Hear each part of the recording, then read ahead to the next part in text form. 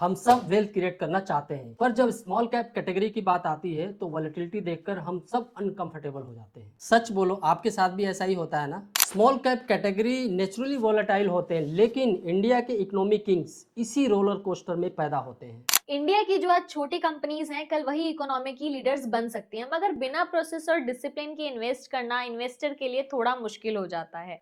इसलिए structured approach जरूरी होती है। अब इसी अप्रोच के साथ ग्रो म्यूचुअल फंड एक न्यू स्कीम इंट्रोड्यूस कर रहा है, grow small cap fund NFO, जो 8 जनवरी 2026 से 22 जनवरी 2026 तक ओपन रहेगा। ये एक ओपन एंडेड इक्विटी स्कीम है जो प्राइमरीली स्मॉल कैप कंपनीज में इन्वेस्ट करेगी। बेंचमार्क होगा निफ्टी स्मॉल कैप 250 और रिस्क रेटिंग है वेरी हाई, मतलब पोटेंशियल भी हाई और अप एंड डाउन भी होंगे।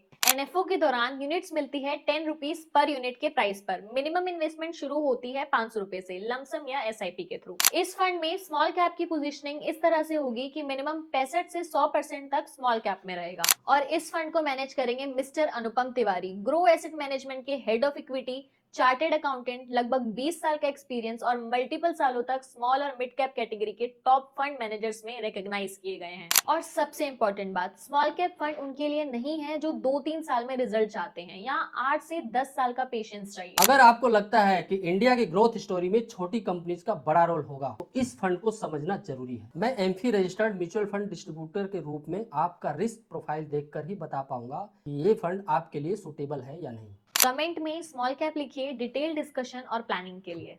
Mutual fund investments are subject to market risk. Read all scheme related documents carefully.